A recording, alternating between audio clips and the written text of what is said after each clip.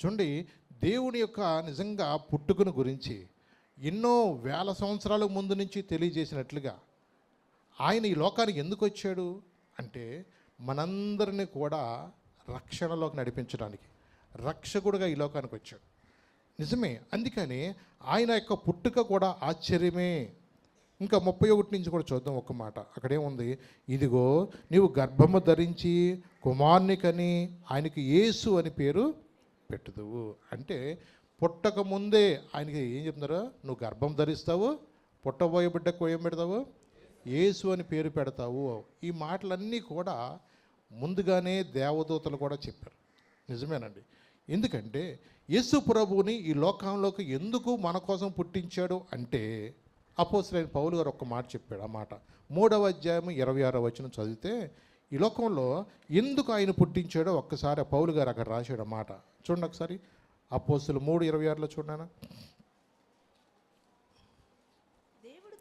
దేవుడు తన సేవకును పుట్టించింది అది మీలో ప్రతి వానిని వాని దుష్టత్వము నుండి మళ్లించుట వలన మిమ్మను ఆశీర్వదించుటకు ఆయన మొదట మీ యొద్దకు పంపినని చెప్పాను. దేవుడు ఎందుకు అంటదా పుట్టించింది యేసయ్యని, మీలో ప్రతి వాని దుష్టత్వము నుండి మళ్లించటానికి.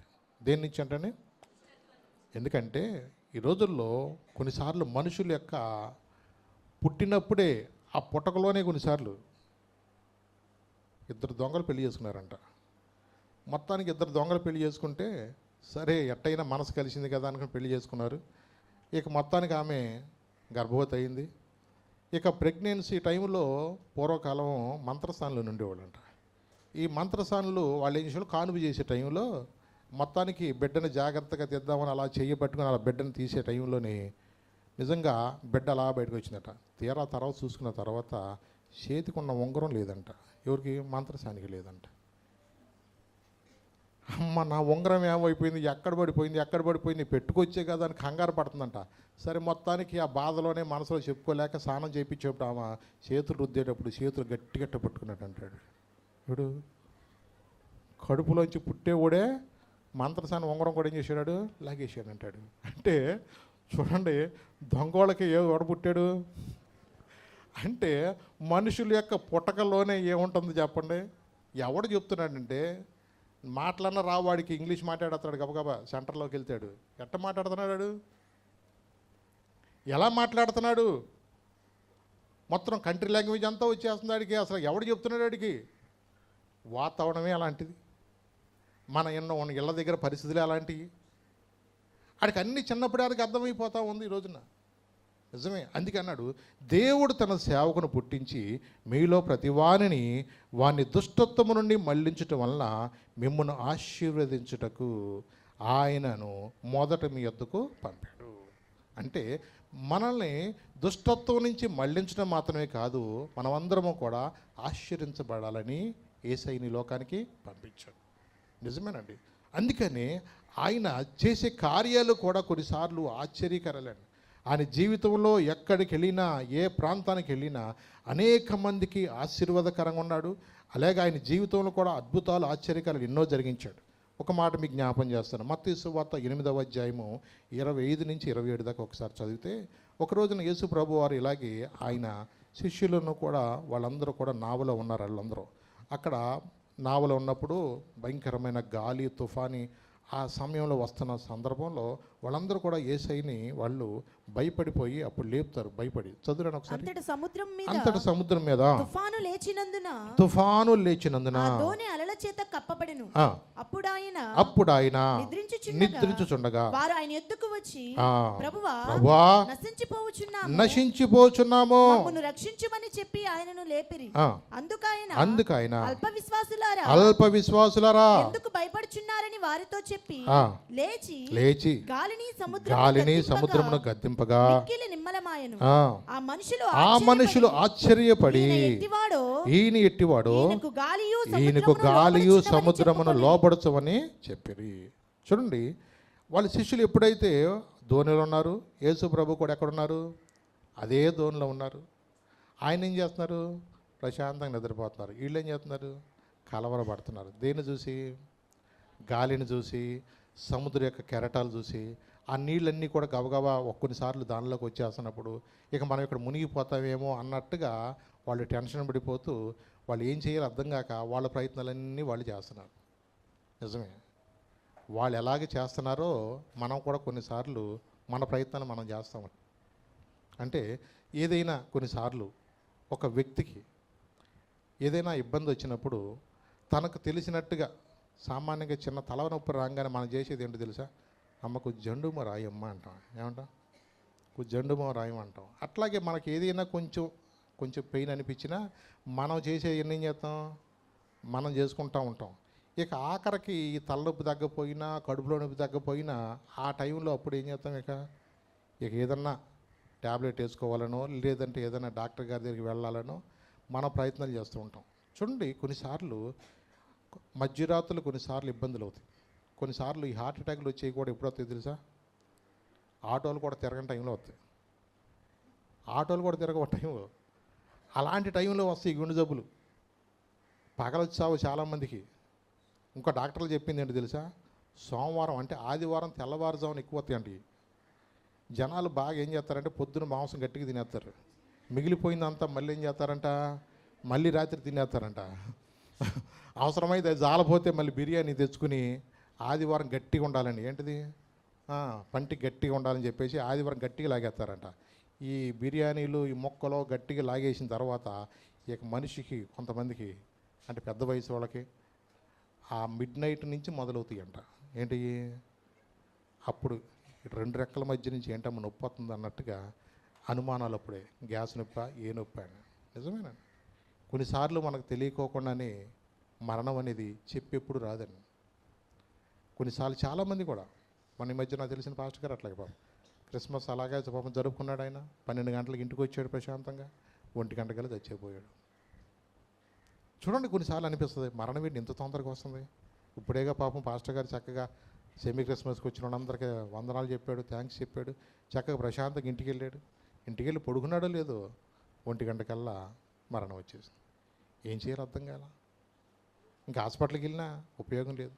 చూడండి, కొన్నిసార్లు మనం ఇలాంటి సంఘటనలు వింటూ ఉంటుంటే అసలు మరణం ఎంత త్వరగా వస్తుందా అనిపిస్తూ ఉంటుంది. నిజమే, సామాన్యంగా మనిషికి ఎప్పుడు కూడా కొంచెం మరణం అంటే భయమే. కానీ యేసయ్య మరణపు ముళ్ళుని విరచడానికి వచ్చాడు. దేనికి వచ్చాడు ఆయన? మరణపు ముళ్ళుని. అందుకే అన్నాడు, ఓ మరణమా నీ ముళ్ళు ఎక్కడా, ఓ మరణమా నీ విజయం ఎక్కడా. ఎందుకంటే యేసయ్య ఈ లోకంలో ఆయన నిజంగా ఆయన ఎన్నో రకాలుగా చంపాలనుకున్నారు. కానీ ఆయన తన టైంలో తనకి ఎప్పుడైతే తన యొక్క ఏదైతే దేవుని చిత్తం చేయడానికి వచ్చాడో ఆ చిత్తం నెరవేర్చిన తర్వాతే ఆయన మరణానికి అప్పగించబడ్డాడు. కానీ మరణం ఏమైనా బంధించి ఉంచగలిగింది ఆయన? తను ఏదైతే ముందు చెప్పాడో నేను 3వ దినం మళ్ళీ తిరిగి లేస్తానని ముందుగానే ప్రకటించినట్లుగా ఏం చేశాడు ఆయన? 3వ దినం తిరిగి లేచాడు.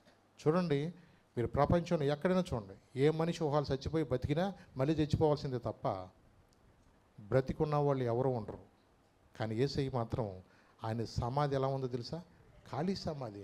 ప్రపంచాన్ని అంతా ఎవరైనా చూసుకోవచ్చు వెళ్ళి. ఆయన ఏ సమాధిలో పెట్టారో, ఏ తోటలో అయితే పెట్టారో అది ప్రతి ఒక్కడు కూడా లక్షల కోట్ల మంది ప్రజలు వెళ్ళి చూస్తున్నారు. అదే సజీవ సాక్ష్యం. ఆశ్చర్యకరుడు ఆయన మరణం ఆయన బంధించలేకపోయింది. అందుకని మరణాన్ని జయించి లేచిన దేవుడు అండి ఆయన.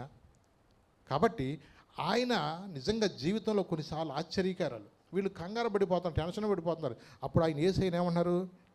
అయ్యా అన్నారు, ప్రభువా నశించిపోచున్నాము, మమ్మల్ని రక్షించమని చెప్పి ఆయనలో లేపిరి. అందుకు ఆయన అన్నాడు, అల్ప విశ్వాసులారా ఏమన్నాడు? ఎందుకు భయపడుచున్నారని వారితో చెప్పి లేచి గాలిని సముద్రమును గద్దింపగా మిక్కిలి నిమ్మలమాయను. ఏమన్నాడు? ఆయన బోట్లో లేచి నుంచున్నాడు, గాలి ఆగిపో అన్నాడు. అంతే, సముద్రమని గద్దించాడు. చూడండి, కొన్నిసార్లు వాటికి ఏదో చెవులు ఉన్నట్టుగా ఆయన మాటకి వెంటనే చెప్పండి లోబడే లేదు చెప్పండి. మరి ఆదివారం ప్రార్థన వింటున్నా మనం లోబడుతున్నామా? దేశ చెప్పాడు, ఆకాశం ఆలకించు, భూమి చెవి ఎగ్గు, నేను పిల్లల్ని పెంచి పెద్దవారిగా చేశాను, వారు నా మీద తిరగబడిన. యుద్ధం ఏం చేస్తుంది? గాడిద. మరి నా ప్రజలు ఏం చేస్తున్నారు ఇవాళ? ఎన్నిసార్లు చెప్పినా మా టైం మాది అన్నట్టుగా ఉంటాం తప్ప మనం ఏనాడు కూడా మార్చుకుందామో, మన పద్ధతులు మార్చుకుందాం, నేను దేవుని ఆరాధించడానికి సమయానికి వెళ్ళాలా, దేవుని పాదాల దగ్గర నేను గడపాలా, ఈ సంవత్సరం దేవుడు ఎన్ని కార్యాలు నా జీవితంలో జరిగించాడు, ఈ సంవత్సరం నుంచి అన్నా నా పద్ధతి మార్చుకోవాలని మార్చుకుంటా కన్నా ప్రయత్నం చేస్తున్నామా? చూడండి, మనం ఎప్పుడు కూడా కొన్నిసార్లు దేవుడు నిజంగా ఎంత సర్వశక్తిమంతుడంటే ఆయన మాట మాత్రం సెలవిస్తే చాలు. ఆయన ఆకాశంలో పడుతుంది, భూమిలో పడుతుంది, సమస్తం కూడా. ఏ రోజైనా 5 నిమిషాలు లేటుగా సూర్యుడు ఎప్పుడైనా వస్తాను అని అంటే దానికి అవకాశం ఉంటుందా? అవకాశం లేదు. సమస్తాన్ని కూడా దేవుడు ఒక మాట చెప్పాడంతే, మీరు మీ క్రమంలో మీరు ఉండండి అన్నాడంతే. మనకేం స్వేచ్ఛ ఇచ్చాడు, వాటికి స్వేచ్ఛ లేదు. అవి రొటీన్గా ఎప్పటికప్పుడు ఆ డ్యూటీ ఏం చేసుకుంటున్నాయి, పంచం చేస్తున్నాయి.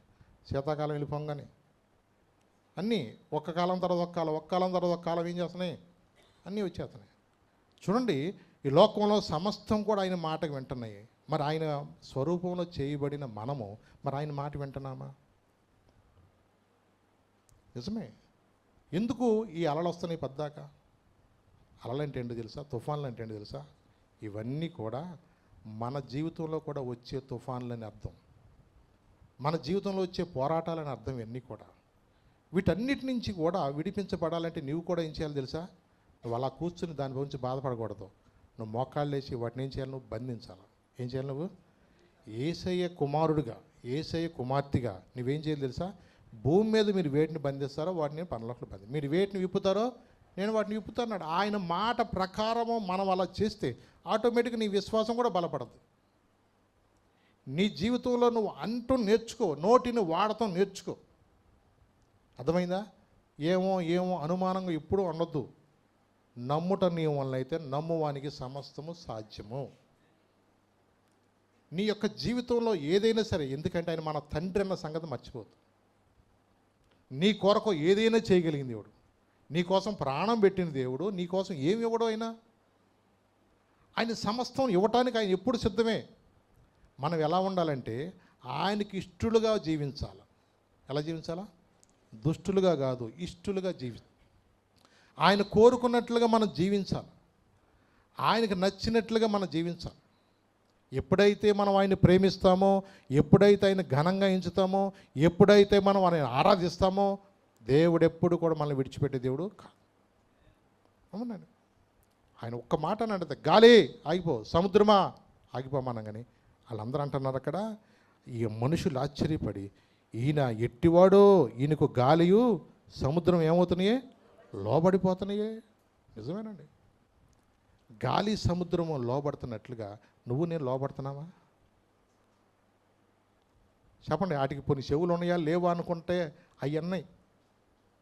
మరి మనకి చక్కగా చేటలంతా చెవులు ఇచ్చాడుగా దేవుడు. ఇళ్ళ పక్కన వాళ్ళ మాటలు కూడా వినపడేటట్టుగా. ఎక్కడ ఇళ్ళ పక్కన వాళ్ళ మాటలు కూడా వినపడేటట్టుగా అంత బాగా వినపడతాయి. పాము చెవుల్లాగా నీకు వినపడుతున్నాయా? అంటే చూడండి, మరి వాక్యం నీకు వినపడతలేదా? ఎందుకంటే మనం ఆయన మాటకు విధేయత చూపించాలి. ఇంకొక మాట కూడా చూపిస్తాను మీకు. మత్తయి సువార్త 15వ అధ్యాయం 29 నుంచి 31 దాకా చదువు. మత్తయి సువార్త 15వ అధ్యాయము 29 నుంచి 31 దాకా చదువు. యేసు అక్కడి నుండి వెళ్ళి గలిలయ సముద్ర తీరమునకు వచ్చి కొండెక్కి అక్కడ కూర్చుండగా బహు జనసమూహములు ఆయన యొద్దకు కుంటివారు, గుడ్డివారు, మూగవారు, అంగహీనులు మొదలైన అనేకులు తీసుకొని వచ్చి ఆయన పాదముల యొద్ద పడవేసిరి. ఆయన వారిని స్వస్థపరిచెను. మూగవారు మాట్లాడుటయు, అంగహీనులు బాగుపడుటయును, కుంటివారు నడుచుటయును, గుడ్డివారు చూచుటయును జనసమూహము చూచి ఆశ్చర్యపడి ఇశ్రాయేలు దేవుని మహింపరిచారు. ఆయన కొండ మీద అలా కూర్చున్నాడు. వెళ్ళి అక్కడికి వచ్చారు అనేక మంది. గుడ్డి వాళ్ళు ఏంటి, కుంటి వాళ్ళు ఏంటి, మోగవాళ్ళు ఏంటి, అంగహీనులు ఏంటి, ఇలాగ అనేకులు బలహీనలు తీసుకొచ్చి ఆయన పాదాల దగ్గర పడేశారు. ఎప్పుడైతే ఆయన దగ్గర తీసుకొచ్చారో ఆయన ఏం చేశాడు? వారందరిని కూడా ఏం చేశాడు? స్వస్థపరిచాడు. ఎప్పుడైతే స్వస్థపరిచాడో మగవారు మాట్లాడుతున్నారు, అంగహీనులు బాగుపడ్డారు, కుంటోళ్ళు నడుచుకుంటూ వెళ్ళిపోతున్నారు, గుడ్డోళ్ళు కూడా కళ్ళు కనపడుతున్నాయి. ఇట్లాగూ చూసినప్పుడు ప్రజల్లో ఏమని తెలుసా? ఎంత ఆశ్చర్యమో. నిజమేనండి. యేసు ప్రభువే కాదండి, యేసు ప్రభు నమ్ముకున్న బిడ్డలో అనేక మంది కూడా ఇన్ని ఆశ్చర్యకరాలు. నిజమేనా? ఇప్పుడు పేతురున్నాడు, యోహాన్నాడు శృంగార దేవాలయం దగ్గరికి వెళ్తున్నప్పుడు ఏమేమి జరిగింది చెప్పండి. అక్కడ ఆ కుంటోడు ఉన్నాడు, లెగలేకపోయాడు. ఏసిన విశ్వాసంతో వాడు చేయబట్టినాడు, లెగమన్నాడు అంతే. వెండి బంగారాలు మా యొద్ద లేవు కానీ నజడని ఏసునామన లే అనగానే వాడు దిగ్గుని లేచాడు. వాడు గంతులేస్తున్నాడు. ఆడు ఎప్పుడైతే లేదు గంతులేస్తున్నాడో నిజంగా అక్కడ ఉన్న వాళ్ళందరూ కూడా ఎంత ఆశ్చర్యం. పుట్టిన కాడి నుంచి ఆడుకుంటాడు కదా. నిజమే. ఫిలిప్ కూడా సమరయ ప్రాంతానికి వెళ్ళినప్పుడు అక్కడ కూడా అంతే, దురాత్మలు పట్టిన వాళ్ళు ఇంతమంది ఎన్ని బలహీనలు ఉన్నవాళ్ళు వాళ్ళందరూ బాగుపడుతున్నప్పుడు ఆ సమరయ పట్టణంలో మిగులు సంతోషము కలిగాను అంది అక్కడ. నిజమేనండి. ఆ రోజున్న దేవుడు ఈరోజు లేడా? ఆ రోజున చేసిన కార్యాలు ఈరోజు చేయట్లేదా దేవుడు? ఆయన నిన్న నేడు రేపు ఏకరీతిగా ఉన్న దేవుడు అండి ఆయన. నా జీవితంలో ఈ కార్యం జరగలేదని ఎవరు చెప్పగలరో చెప్పండి ఈ రోజున. దేవుడి సంఘంలో ఎన్ని కార్యాలు చేయలేదు చెప్పండి ఈ రోజున. ఆ రోజున ఉన్న దేవుడు ఈ రోజున కూడా మనతో ఉన్నాడండి ఆయన. ఆయన ఆశ్చర్యకార్యం జరిగించేది అండి ఆయన. ఎంతమంది బలహీనలండి ఆయన. ఆరోగ్య ప్రదాతయే సంపూర్ణ స్వస్థత అనుగ్రహించువాడే. ఆరోగ్య ప్రదాతయే సంపూర్ణ స్వస్థత అనుగ్రహించువాడే. ఆశ్చర్యక్రియలు జీవితమంతా చేయుచు తిరిగినాడే. ఆశ్చర్యక్రియలు జీవితమంతా చేయుచు తిరిగినాడే. నాకై కొరడాల దెబ్బలను అనుభవించినాడే. నాకై కొరడాల దెబ్బలను అనుభవించినాడే. సరిరారెవ్వరు నా ప్రియుడైన యేసయ్యకు. సరిరారెవ్వరు నా ప్రియుడైన యేసయ్యకు. సర్వము నెరిగిన సర్వేశ్వరునికి సరిహద్దులు లేని పరిశుద్ధునికి. సర్వము నెరిగిన సర్వేశ్వరునికి సరిహద్దులు లేని పరిశుద్ధునికి. సరిరారెవ్వరు నా ప్రియుడైన యేసయ్యకు. సరిరారెవ్వరు నా ప్రియుడైన యేసయ్యకు. ఈ లోకంలో మనం చూసినట్లయితే ప్రపంచంలో ఎన్ని అద్భుతాలు ఎన్ని కార్యాలు యేసు ప్రభు జరిగించినట్లుగా ఇంతవరకు ఇన్ని కార్యాలు ఎవరైనా అన్ని చేయగలరా అంటే సమాధానం ఉండదండి. ఎంతమంది జీవితాలు మార్చాడు. ఎంతమంది దేవుని ఎరగని ప్రజలు వాళ్ళ యొక్క దుష్టత్వం విడిచిపెట్టి రౌడీలనే వాళ్ళు, భయంకరమైన దొంగలైన వాళ్ళు, నరహంతుకులైన వాళ్ళు ఎంతోమంది కూడా ఈ రోజున దేవుని సంపాదించుకోగలిగారంటే తెలుసా? చాలామంది ఆశ్చర్యపోతారు. అసలు ఇది ఎట్లా మారాడరా బాబు అనుకుంటారు మనుషులు. దేవుడు ఒక వ్యక్తిని దర్శించే ఎలాంటి సౌలు లాంటివాడైనా సరే అతని జీవితాన్ని నిజంగా దేవుడు పట్టుకుంటే మాత్రం అతను ఎక్కడికి పోలేడు. నిజమేనండి. ఎన్ని కార్యాలు. ఒకరోజు ఇలాగే మన పీడబ్ల్యూ గ్రౌండ్లో ఒకరోజు నా యేసుపాదం గారు, బందెల యేసుపాదం గారు అని ఆయన దైవజనులు ఉన్నారు. ఒకరోజు ఆయన ఇలాగే కొంచెం ఫారినర్స్ని ఆయన తీసుకొస్తూ ఉండేవాళ్ళు ఆయన. అలాగే ఒక ఫారినర్ తీసుకొచ్చారు ఆయన. ఆ ఫారినర్ ఎవరో అంటే 1971లో అపోలో 15లో అంతరిక్ష నౌక వెళ్తాయి కదా, అలాగే చంద్రమండలం మీద ఆయన అడుగుపెట్టాడు. అంత మాత్రమే కాదు, అక్కడ జీవును కూడా దోలాడు చంద్రమండలం మీద.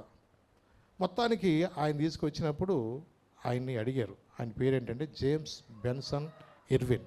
పేరేంటి? James Benson Irwin. మొత్తానికి ఆయన వచ్చినప్పుడు చాలామంది విలేకరులు అడుగుతారు, అయ్యా నిజంగా మీరు చంద్రమండలం మీదకి ఏదో వచ్చి మీరు సూపర్ అన్న అంటారు జనాలందరికీ. అసలు నీకు ఎలా ఉందో, అసలు అక్కడికి అడుగు పెట్టినప్పుడు అదంతగా మనకులాగా ఉందా, ఎలా ఉందని మొత్తం వివరాలను అడుగుతున్నారు. నిజంగా మీరు అసలు ఎంత ధన్యులండి. చంద్రమండలం మీద కాలు మోపినోళ్ళు మళ్ళా మేము మిమ్మల్ని చూడటం కూడా మేమెంత ధన్యులు అన్నట్టుగా ఆయన గాలి కొడతా పొగుడుతూ ఉన్నారు. ఆయన ఒకటే చెప్పాడు, అయ్యా చంద్రమండలం మీద కాలు పెట్టిన దానికన్నా దేవుడే మానవుడై భూమి మీద కాలు పెట్టిందే గొప్పయ్యా అన్నాడంట. లేలుయా. ఒక మానవుడిగా నాకున్న జ్ఞానాన్ని బట్టి, మాకున్న తెలివితేటలను బట్టి మేము అంతరిక్ష నౌకలు వెళ్ళి అక్కడ భయపడతా మేము మొత్తానికి ఏదో వెళ్ళాం. కానీ నిన్ను నన్ను రక్షించడానికి, మనందరిని కూడా మరణము నుంచి విడిపించడం, పాపము నుంచి విడిపించి మనందరం నిత్యజీవం ఇవ్వటానికి పరలోకము నుండి భూమి మీదకి కాలు పెట్టిన యేసు ప్రభు రావటం అది ఇంకా చాలా గొప్ప సంగతయ్యా అన్నాడు. నిజమేనా? ఈ రోజున కొన్నిసార్లు అనుకోవచ్చు మనుషులుగా మనం మనం చేసిన పనులు బట్టి మనది బట్టి ఏదో గొప్ప అనుకోవచ్చు. కానీ నిజంగా ఆయన చేసిన కార్యాలను బట్టి, ఆయన చేసిన అద్భుతాల గురించి అసలు భూలోకమే జాలదంటండి ఆయన ఆశ్చర్యకార్యాల గురించి. మీరు యోహాను సువార్తలో ఒక మాట మీకు ఆఖరి అధ్యాయంలో ఆ మాట మీకు చూపిస్తాను చూడండి. యోహాను సువార్త 21వ అధ్యాయము 25వ వచనంలో యేసు చేసిన కార్యములు చూడండి. యేసు చేసిన ఆయన కార్యములు ఇంకను అనేకములు కలవు, వాటిలో ప్రతి దాన్ని వివరించి రాసిన ఎడల అట్లు వ్రాయబడిన గ్రంథములకు భూలోకమైనను చాలదని నాకు తోచుచున్నది. చూసారా ఏం సరిపోదంటండి? భూలోకమే చాలదంటండి.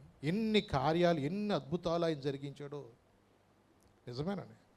ఆయన జీవితమే నిజంగా ఆశ్చర్యం అండి. ఆయన కార్యాలు ఎన్ని ఆశ్చర్య కార్యాలు. ఆ రోజే కాదు, ఈ రోజు కూడా ఎన్ని ఆశ్చర్యకాలు జరిగిస్తున్నాడు ఆయన. చిన్న ప్రార్థన చేసుకుంటే దేవుడు నీ జీవితంలో ఎన్ని కార్యాలు జరిగించలేదు. ఊహకు మించిన కార్యాలు నీ జీవితంలో. నిజమే. నువ్వు అడిగే వాటికన్నా, నువ్వు ఊహించే వాటికన్నా అత్యధికముగా చేయగలిగిన దేవుడు ఆయన. ఆయన పేరేంటి తెలుసా? ఆశ్చర్యకరుడు. రెండో పేరేంటి? ఆలోచనకర్త. నిజంగా ఆయన ఆలోచన మామూలు కాదండి. అసలు ఆయనకి సమస్తం ఎరిగిన దేవుడండి ఆయన. మనుషులు ఏదో అనుకోవచ్చు. ఒక రోజున ఎట్టాను కొంతమంది బ్యాచ్ వచ్చారు. ఈయన ఏం చెప్తాడో చూద్దాం, ఈయన ఎట్టన్నా మాటల్లో చిక్కించుకోవాలని చెప్పేసి ఆయన దగ్గరికి కొంతమంది ఈ ధర్మశాస్త్రం బాగా తెలిసిన బ్యాచ్ వచ్చారు.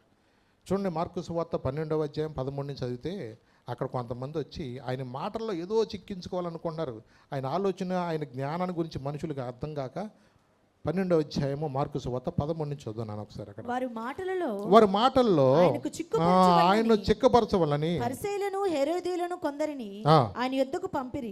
వారు వచ్చి, బోధకుడా నీవు సత్యవంతుడవు, నీవు ఎవరిని లక్ష్య పెట్టని వాడవని మేము ఎరుగుదము. నీవు ఓ మాటము లేని వాడవై దేవుని మార్గము సత్యముగా బోధించు వాడవు. కైసరుకు పన్నిచ్చుట న్యాయమా కాదా, ఇచ్చేదమా ఇయ్యకుందుమా అని ఆయన అడిగిరి. ఆయన వారి వేషధార ఎరిగి, మీరు నన్ను ఎందుకు శోధించున్నారు? ఒక దేనారము నా యొద్దకు తెచ్చి చూపుడని వారితో చెప్పాను. వారు తెచ్చిరి. ఆయన ఈ రూపమును పైవ్రాతయు ఎవరివని వారిని అడుగగా వారి కైసరివి అనిరి. అందుకు యేసు, కైసరివి కైసరునకును, దేవునివి దేవునికి చెల్లించుడని వారితో చెప్పగా వారు ఆయనను గూర్చి బహుగా ఆశ్చర్యపడిరి. చూడండి, ఇదంటా చూడండి, తాతకంట దగ్గులు నేర్పాలంట. తాతకు దగ్గులు నేర్పచ్చా చెప్పండి? అసలు నిన్ను నన్ను పుట్టించింది ఆయన. అసలు నువ్వు పిండమున ఉండగానే నిన్ను చూశాడు ఆయన. అనేక మంది నిజంగా అనేక సందర్భాల్లో కూడా వీళ్ళు ఎన్నో రకాలుగా ఆయన పట్టుకోవాలని కొన్నిసార్లు వీళ్ళు అనుకునే మాటల లోపల ఈయన ఎవడండి పాపాలు క్షమించడానికని మనసులో అనుకుంటా ఉంటుంటే ఆయన వెంటనే వాడు పాపాలు క్షమించడానికి మనిషి కుమారుడికి భూమి మీద అధికారం ఉందని తెలుసుకునేవాడు.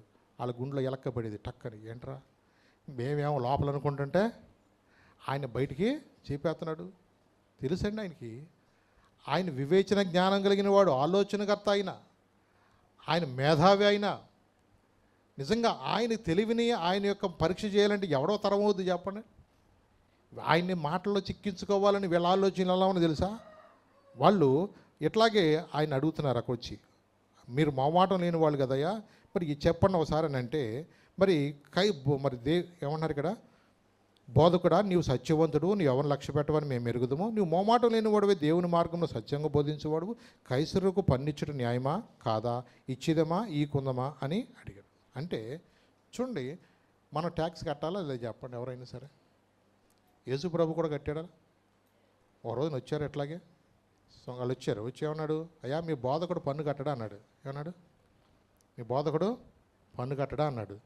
మరి వీళ్ళకి అభ్యంతరకరం మనం ఎందుకు ఉండాలి? పేతురు నువ్వు గ్యాలం తీసుకుని వెళ్ళిపోమన్నాడు. ఎక్కడికి వెళ్ళమన్నాడు? సముద్రంలోకి వెళ్ళిపోమన్నాడు.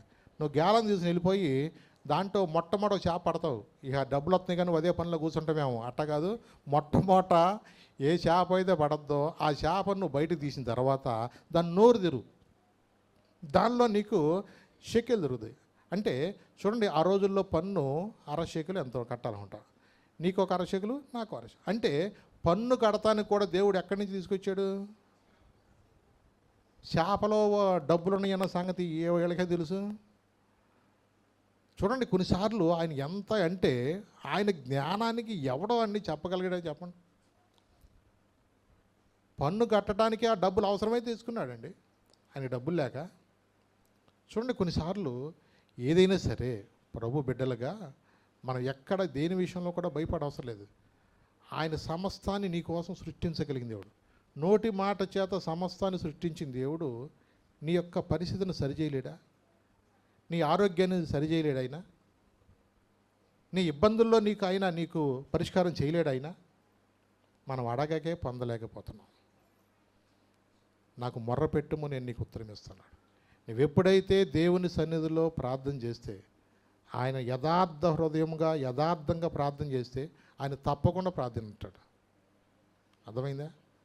మనం ఎలా చేయాలి ప్రార్థన? యథార్థంగా చేయాలి ప్రార్థన, అంతే తప్ప మధ్యలో తూచులు గీచులు పనిచేయవు ఆయన దగ్గర. మనం ఒక మాట అన్నామంటే దేవుని కొరకు నిలబడాలి అంతే. నీ సాక్షిగా బ్రతుకుతానా అంటాం ఎప్పుడు? రోగం వచ్చినప్పుడు, కష్టం వచ్చినప్పుడు, మొత్తానికి నీకోసం బతుకుతానంటాం. కానీ మరి ఆరోగ్యం ఇచ్చినాక మనం ఎక్కడ కనపడుతున్నాం చెప్పండి? మధ్యలో తూచండి కుదురుద్దా? నువ్వు ఎక్కడి నుంచి అయినా పారిపోగలవు ఆయన దగ్గర నుంచి? ఏమన్నా చెప్పండి. నువ్వు ఎక్కడికైనా తప్పుకోగలవు చెప్పు ఆయనకి. దావీదు అంటాడు, నువ్వు ఆకాశానికి ఎక్కిన అక్కడ ఉన్నావయ్యా, భూమి సముద్రంలో దిగంతాలకు వెళ్ళిన నువ్వు అక్కడ ఉన్నావయ్యా, నేను ఎక్కడ పారిపోతానయ్యా? మనం ఎవడం తప్పించుకోలేమండి. ఆయన కనుదృష్టి నుంచి నీవు నేను ఎవడం తప్పుకోలేము. ఆకాశంలో నరులందరూ కూడా ఆయన పరిశీలిస్తున్నాడు. పరిశీలించడం కాదు, నీ హృదయాంతరంగాలు కూడా పరిశీలించే దేవుడు. నీ మాటలు ఏమనుకుంటున్నావో, నీ మనసులో ఏమనుకుంటున్నావో, నువ్వేం రాత్రులు చల్లగా ఫోన్లో ఏం చూస్తున్నావో కూడా దేవుడికి అన్నీ తెలుసు.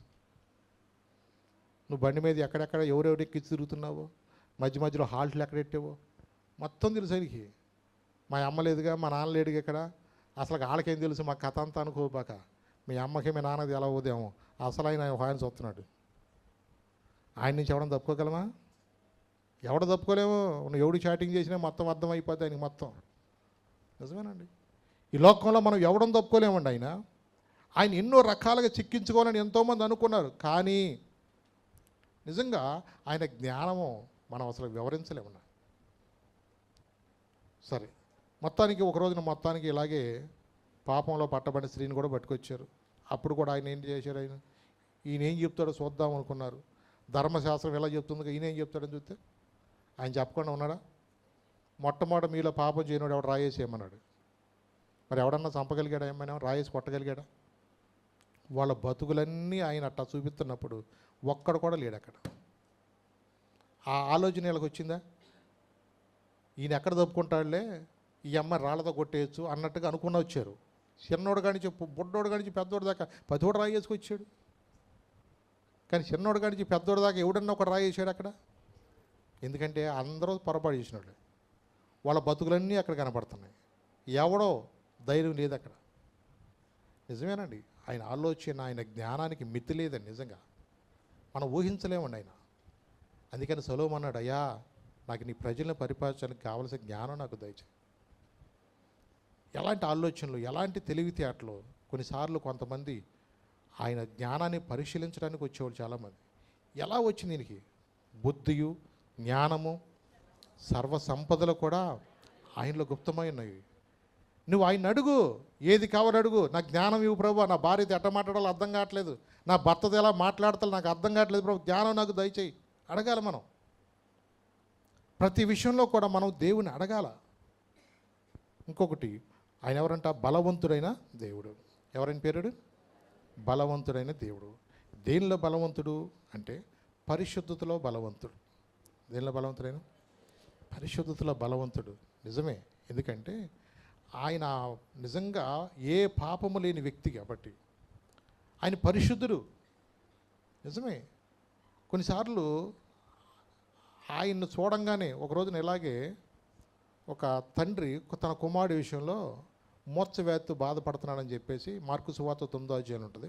ఆయన కుమారుడిని తీసుకొచ్చాడు. అయ్యా మన కుమారుడిని తీసుకొచ్చి నీ శిష్యుల దగ్గర తీసుకొచ్చాను, వాళ్ళు కూడా ఏమీ అవ్వలేదయ్యా అని మొత్తానికి యేసయ్య దగ్గర తీసుకొచ్చినప్పుడు యేసయ్యను చూడంగానే ఆ యొక్క దురాత్మ ఏం చేసింది తెలుసా, కింద పడి గిలగలా కొట్టుకుంటూ నురుగు గార్చుకుంటూ ఉంది. వీళ్ళందరికీ ఏంటి తెలుసా, ఆశ్చర్యం వేస్తుంది. మేము ఇట్టాకి చేసాం, ఇట్టాకి నూనె వేసాం, అట్ట వేసాం కానీ మా వల్ల కాలేదేంటి. ఈయన చూడంగానే ఏం చేస్తుంది, ఇది కింద పడి గింగరాలు తిరిగి గిలగలగా కొట్టుకేసుకుంటుంది. ఏంటి అసలుకి? నిజమే. దాని రహస్యం ఏంటి తెలుసా, కొన్నిసార్లు ఉపవాస ప్రార్థన చేయాలని చెప్పారు శిష్యులకి. ఏ ప్రార్థన చేయాలంట? ఉపవాస ప్రార్థన. ఉపవాసం అయిన బలం. ప్రార్థనలో నువ్వు జయించాలంటే కొన్నిసార్లు ఏం చేయాలి తెలుసా, నువ్వు బలం పొందుకోవాలంటే ఉపవాస ప్రార్థన మనకు అవసరం. యేసు ప్రభు వారు అందుకనే ప్రతి రాత్రి కూడా ఎక్కువగా ప్రార్థనలోకి వెళ్తూ ఉండేవాళ్ళు. ఆయన వాడుక చొప్పున అనేవాళ్ళు. ఏ వాడుక? తినటం కాదు. ఏ వాడుక? ప్రార్థన వాడుక కావాలి. మనం ఎప్పుడైతే ఆ ప్రార్థనలో ఉపవాస ప్రార్థనలో నువ్వు వెళుతున్నావో నీ యొక్క ఆత్మను కూడా నువ్వు కాపాడుకోగలుగుతావు. నీ హృదయాన్ని జాగ్రత్తగా కాపాడు. ఎందుకంటే ఇదన్నిటికన్నా మోసకరమైంది. ఏంటిది? హృదయం. ఇక్కడ గంతేస్తుంది, అక్కడ గంతేస్తుంది. ఇది అందుకని దీన్ని చాలా జాగ్రత్త నువ్వు కాపాడుకోవాలి. అర్థమైందా? అందుకని అన్ని విషయాల్లో కూడా మనం చాలా జాగ్రత్తగా ఉండాలంటే నువ్వు ఆత్మీయంగా నువ్వు బలం పొందాలి. ఆ బలం పొందాలంటే పరిశుద్ధుడి దగ్గర మనం వెళ్ళాలి. అందుకని దేవుని యొద్దకు మనం ఎప్పుడైతే వెళతామో ఆయన నిన్ను పరిశుద్ధాత్మతో నింపినప్పుడు నువ్వు కూడా ఏమవుతావు? బలం పొందుకుంటావు. ఆయన పరిశుద్ధిలో బలవంతుడు, అలాగే ప్రేమ చూపుటలో బలవంతుడు, క్షమించడంలో బలవంతుడు, దీర్ఘశాంతం చూపించడం కూడా బలవంతుడు. నిజమేనండి. ప్రతి ఒక్కరిని కూడా ఆయన క్షమిస్తారండి. ఆయన ఎంత ఘోరమైన పాపినైనా సరే కనీసం మనకు ఎదురుగా చూసినప్పుడల్లా ఆ వ్యక్తికి చేసిన పనులు బట్టి గుర్తొస్తాయేమో కానీ ఆయన మనసులో అలాంటివి ఏవీ లేదండి.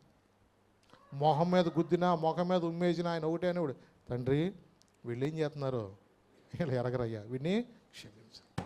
ఎంత ప్రార్థన యోధుడని ఆయన ఎంత జయించాడంటే నిజంగా తన ఎక్కడా కూడా మనసులో కూడా ఏమీ లేకోకుండా నువ్వు ఆత్మీయంగా బలం పొందుకోవాలంటే నీలో కూడా క్షమించే గుణాన్ని నువ్వు ఇంప్రూవ్ చేసుకోవాలి. ఏం చేసుకోవాలా?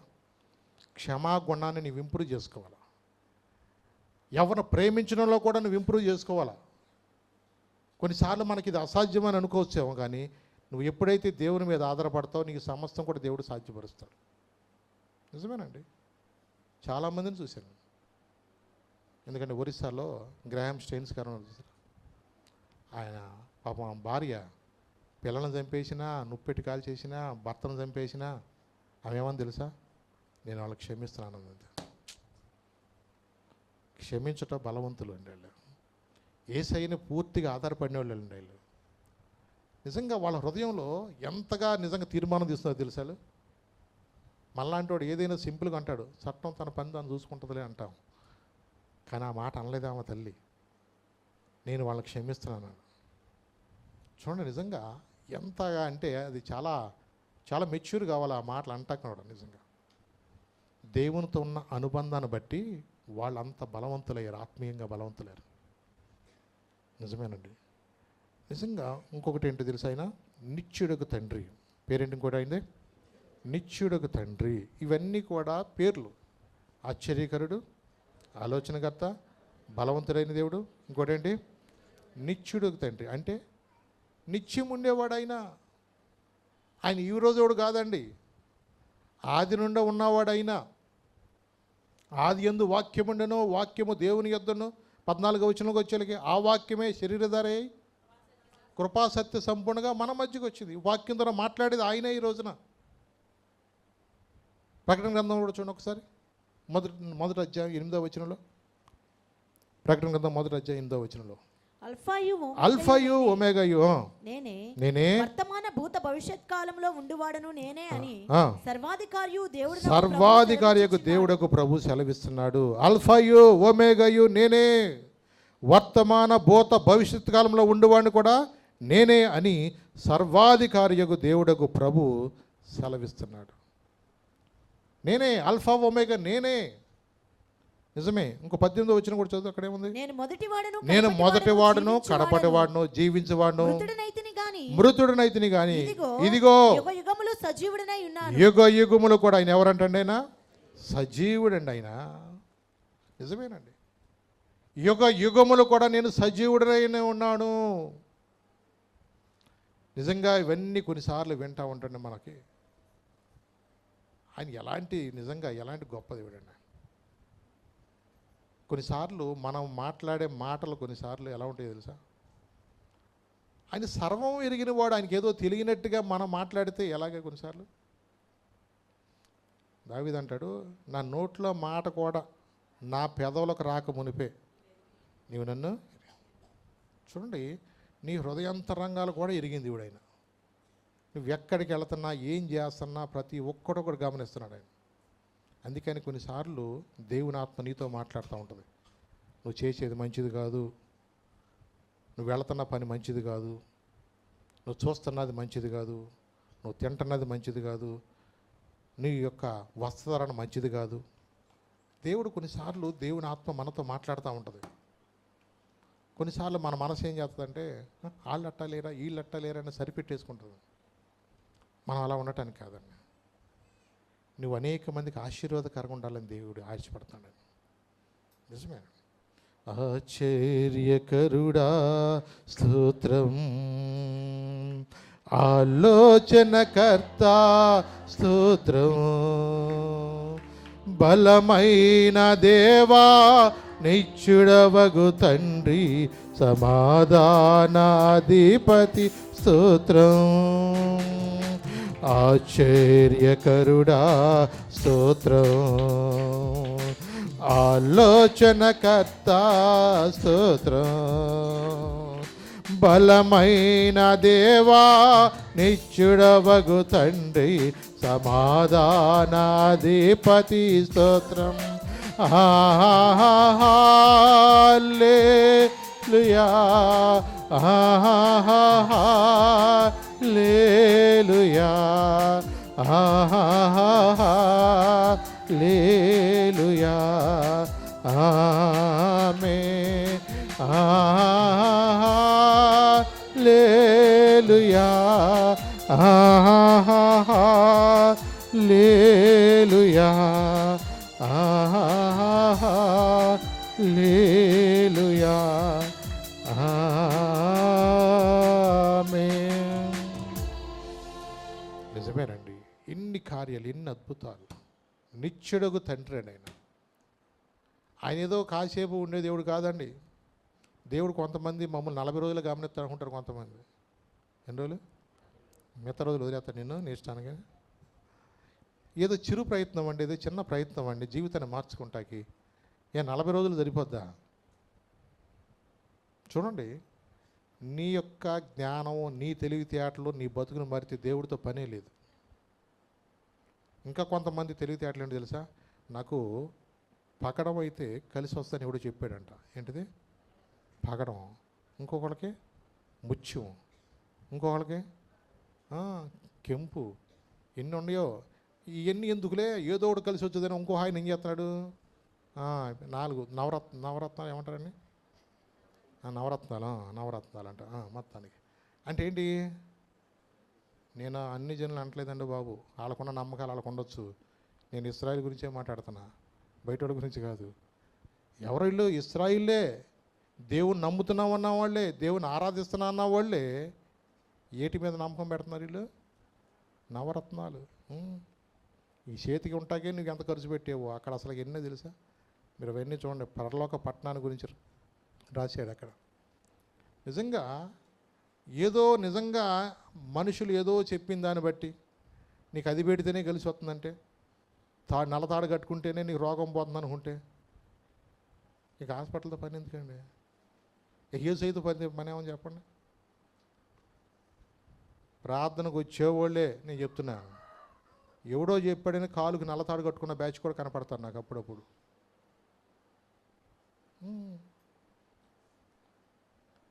ఎవరో చెప్పారని తాయి తీసుకొచ్చేవాళ్ళు కూడా ఉంటారు. ఈ ప్రార్థనకు వచ్చిన కాడి నుంచి పాస్టర్ గారు ఏమంటాడు? అమ్మా ప్రార్థన చేసుకో, నీ పాపాలు ఒప్పుకో, లేదంటే ఆదివారం క్రమంగా రామ్మా, ఇట్లాంటివన్నీ అని ఉంటాడు. ఈ గోల ఉండదుగా. ఎక్కడికి వెళ్తే తాడేసుకెళ్తే ఆ గోల ఏముండదుగా. చూడండి, కొన్నిసార్లు మనుషుల యొక్క ఆలోచనలు ఎన్నో రకరకాలుగా ఉండొచ్చు. ఒక తాడే నిన్ను కాపాడితే ఒక హామ ఎట్టాగే పాపం వెళ్ళింది మధ్యరాత్రి దాకా ఎక్కడెక్కడో తిరిగి అసలు ఎన్ని తాళ్ళు కట్టించుకుంది ఊళ్ళంతా. తెల్లారగట్ట వత్త యాక్సిడెంట్ చచ్చిపోతే ఒంటి నిండా తాళ్ళే ఉండే, కానీ ఏ ఒక్క తాడు కాపాడిందా? టైం కలిసి రాకపోతే ఏమీ చేయలేం. నేను ఎవడో పాపం పుణ్యాత్ములు ఎవరో పాపం వెళ్తున్నారు, ఎట్టాగే ఓల్వో కారు వేసుకెళ్తున్నారు. ఆడి కర్మగాలి ఏంటో మరి, అక్కడ పెద్ద ట్యాంకర్ వచ్చి ఆ ఓల్వో కారు మీద పడిపోయింది. వచ్చి దాంట్లో 6 ఉన్నారు, పప్ప అయిపోయారు 6. ఆడి కర్మ ఏంటో తెలుసు చూడండి. మొత్తం ట్యాంకర్ వచ్చి ఎక్కడ పడిపోయింది? కారు మీద పడిపోయింది. కారు ఏముంది, మొత్తం ఇస్త్రీ అయిపోయారు 6. రేపు ఏం జరుగుతుందో తెలియదు. ఏంటో మనం చూసుకుంటాం. వెళ్ళే ముందు ఏం గడియలు అంటాం అయ్యే, మంచి గడియలో ముహూర్తాలు మళ్ళీ చూసుకుంటారు. మళ్ళీ రాహు వచ్చేసిందో మళ్ళీ కేతు వచ్చిందో అని జనాలకి. ఊరు వెళ్ళేటప్పుడు కూడా చూసిన బ్యాచ్ ఉందండి బాబు. రేపు అమావాస్య అంటే అసలు ఎక్కడికి వెళ్ళరాళ్ళు. మంగళవారం అంటే అసలు డబ్బులే తీరేమో బయటికి. ఎవరాళ్ళు? ఇశ్రాయేలు ప్రజలే. చూడండి, వాక్యం వింటూ కూడా మనము ఇంకెక్కడో ఉండకూడదండి. వాక్యమైన దేవుడు నీతో మాట్లాడుతుంటే నువ్వు వినకోకుండా నిద్రపోతారు కొంచెం నిన్ను. అందుకని ఇప్పుడు చెప్పాడు పాస్టర్ గారు అంటారు ఈ బ్యాచ్. అందుకని నీకు వినపడో. అందుకని ఆయన అనుభవంతో చెప్పాడు, ఆత్మ చెప్పు సంగతులంట. ఎవడు నిద్రపోయాడు కాదు అన్నది. ఎవరన్నాడు? చెవి గలవాడు వినుగాక అన్నాడు. అందుకని నిజమేనండి, మనము నిత్యుడకు తండ్రి అయినండి. ఇంకొకటి ఏంటో తెలుసు, ఆయన సమాధానకర్త అంట. దేనికర్త? అయినా సమాధానకర్త. సమాధానం దుష్టులకు ఉంటుందా చెప్పండి? దొంగలకు సమాధానం ఉంటుందా? రౌడీలకు సమాధానం ఉంటుందా? వ్యభిచారులకు సమాధానం ఉంటుందా? పేకాటేవాడికి సమాధానం ఉంటుందా? కోడి పందాలు పుంజేసుకెళ్ళేవాడికి సమాధానం ఉంటుందా? సమాధానం ఉండదు. ఆడికి ఎప్పుడు చూసినా ఆడికి టెన్షన్ ఉంటానే ఉంటుంది ఒక పక్కన. కానీ సమాధానము ఎవరికి దేవుడు ప్రకటించాడు తెలుసా? చూడండి, లూకాసు సువార్త 2వ అధ్యాయము 14వ వచనంలో. లూకాసు సువార్త 2వ అధ్యాయం 14వ వచనంలో, సర్వోన్నతమైన స్థలములలో దేవునికి మహిమయు, ఆయనకి ఇష్టులైన మనుషులకు ఏముంటుందంటండి? భూమి మీద సమాధానం. నిజమేనండి, నిజంగా గొర్రెల కాపర్లకి దేవదూతలు చెప్తున్నాయి, సర్వోన్నతమైన స్థలంలో దేవునికి మహిమయు, ఆయనకి ఇష్టులైన మనుషులకంట. ఎవరికి? సమాధానం కలిగి ఉండాలంటే నువ్వు ఎలా ఉండాలి చెప్పండి? ఆయనకి ఎలా ఉండాలి? నువ్వు ఆయనకి ఇష్టలుగా ఉండాలంటే ఏం చేయాలి? నువ్వు ఆయనకి ఇష్టమైనట్టు జీవించాలి. అంతేనా? నీ ఇష్టానుసారంగా జీవిస్తే నీకు సమాధానం అవుతుందా? నిద్ర పట్టదు కూడా. అప్పులో నిద్ర పడద్దా? మటర్ చేసి నిద్ర పడద్దా? నేను జైలు నుంచి 5 ముద్దాన్ని వదిలేశారంట, ఎవరినో చంపేసిన ఆయన్ని. పోనీ వాళ్ళకి వచ్చినాక నేను నిద్ర పడద్దా అంటే నన్ను ఎవడు చంపేస్తాడో అని భయం వాళ్ళకి. కాళ్ళ దగ్గర తిరగలుగుతారా? తిరగలేరు.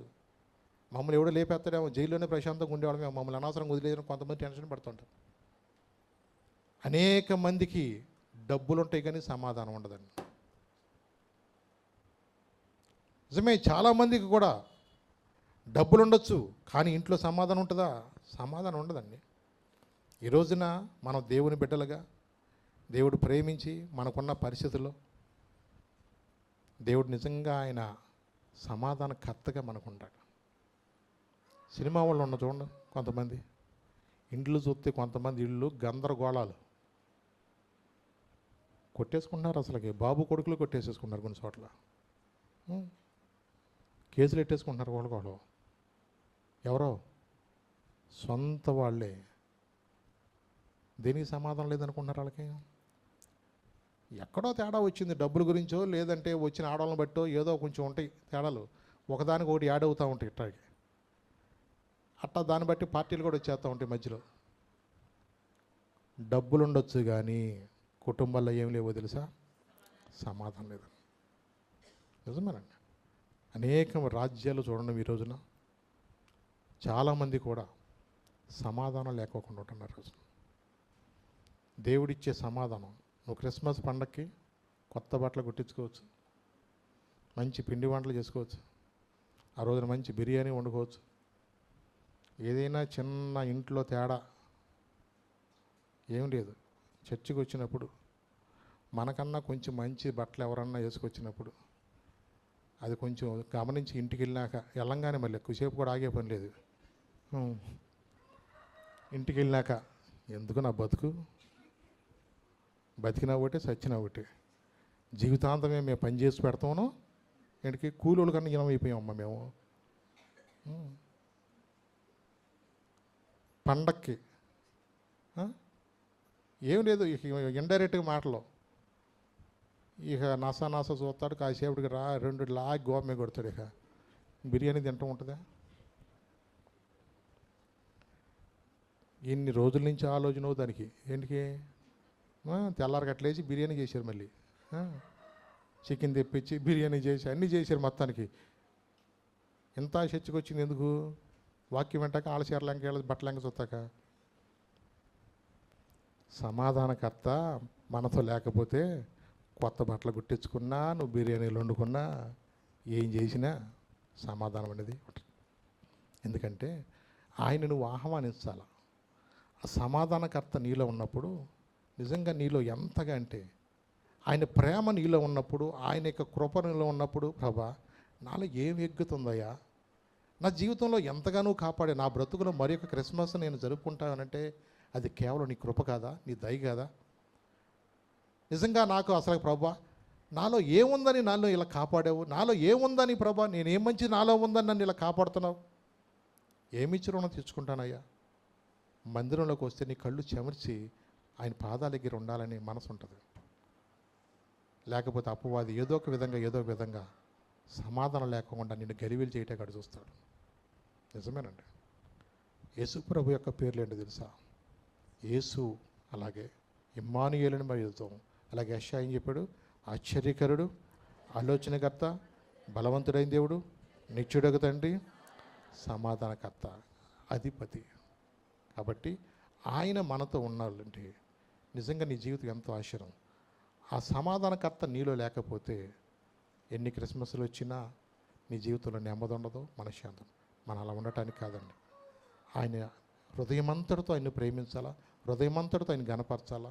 ఎప్పుడైతే నువ్వు ఆయన ప్రేమిస్తావో నీకు క్రిస్మస్ రోజు కాదు, ఆయన నీలో ఉంటే, క్రీస్తు నీ హృదయంలో జన్మిస్తే కనుక రోజు పండగే, రోజు సంతోషమే. ఆ జాయ్, ఆ ఆనందం అది ఎవరు కూడా తీసేయలేదు.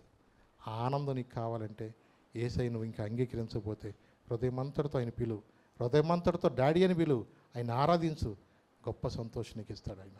లేచి నిలబడదాం, చిన్న ప్రార్థన చేసుకుందాం. ప్రభుతో చెప్దాం, ప్రభా నా జీవితాన్ని మీ చేతులుగా అప్పగిస్తాను ప్రభా. నిజమే ప్రభా, ఆశ్చర్యకరుడుగా, ఆలోచనకర్తగా, బలవంతుడని దేవుడుగా, నిత్యుడగు తండ్రి, సమాధానకర్తని ప్రభా పేరు పెట్టబడదని చెప్పినట్లుగా ప్రభా ఈ దినమందు ప్రభా మీరు మాతో ఉండి మాట్లాడుచున్నందుకు వందనాలు. ఎన్ని ఆశ్చర్యకారాలు, ఎన్ని అద్భుతాలు ప్రభా, ఎన్ని ఆశ్చర్యకారాలు మీరు జరిగించే ప్రభా. నిజమే, వాటిని వివరించడానికి భూలోకం కూడా సరిపోదని నీ భక్తుడు చెప్పాడు ప్రభా. ఎంత మంచి దేవుడు ప్రభా. అయ్యా నిజమే ప్రభా, అయ్యా మేము చదవటం మాత్రమే కాదయ్యా, నా జీవితంలో, మా జీవితంలో, మా సంఘంలో కూడా ఎన్ని కార్యాలు మీరు జరిగించేవయ్యా. అయ్యా నిజంగా వాటిని ఊహించలేము ప్రభా. తండ్రి అయ్యా చిన్న ప్రార్థనలో ప్రభా ఆలకిస్తున్నావయ్యా. కుటుంబ ఆరాధనలోకి వెళ్ళి చేసినప్పుడు ప్రార్థనలు ఆలకించావయ్యా. ఉదయకాలం ఫోన్ కాన్ఫరెన్స్లో ప్రార్థన చేస్తున్నప్పుడు నువ్వు ఆలకించావయ్యా. అయ్యా సంఘముగా ఒంటరిగా ప్రార్థన చేస్తున్నప్పుడు కూడా మా ప్రార్థన ఆలకించావయ్యా. ఎన్ని కార్యాలు మా జీవితంలో మీరు జరిగించావు. ఏమిచ్చి రుణం తెచ్చుకుంటావు ప్రభా. నమ్మదగిన యేసయ్యా నీ ప్రేమకు వందనాలు ప్రభా, నీ ప్రేమకు వందనాలు ప్రభా. తండ్రి ప్రభా మీరు మాతో మాట్లాడుచున్నందుకు వందనాలు తండ్రి ప్రభా. అయ్యా ఎవరు కూడా బలహీనంగా ఉండవద్దు, ఎవరు కృంగిన వారికి ఉండవద్దు, ఎవరు నిరుత్సాహంగా ఉండవద్దు ప్రభా. అయ్యా నువ్వు లేకపోతే అయ్యా మా ఇంట్లో సమాధానం ఉండదు అయ్యా, నువ్వు లేకపోతే మాకు నెమ్మది ఉండదు ప్రభా. నువ్వు మాతో ఉండండి ప్రభా తండ్రి నాయన. అయ్యా నాయన ఈ సంవత్సరం ఎన్నో విషయాల్లో మాతో ఉండి మమ్మల్ని కాపాడుచు, మమ్మల్ని ప్రభా బ్రతికించి ఎన్నో బలహీనతలు కూడా తోడుగు నడిపించిన దేవానికి వందనాలు తండ్రి. అయ్యా అక్కడ కూడిన ప్రతి బిడ్డలను కూడా జ్ఞాపకం చేసుకోండి. అలాగే వాక్యం వింటున్న ప్రతి బిడ్డ మనోనేత్రాలు తెరవచేయండి. నీ కొరకు నమ్మక జీవించేవారుగా, నిన్ను ఆరాధించేవారుగా, నిన్ను ఘనపరిచేవారుగా సహాయం చేతండి ప్రభా. నీ వాక్యం మాలో ముద్ర వేయమని యేసు నామం నడుచున్నాను తండ్రి. ఆమేన్, ఆమేన్, ఆమేన్.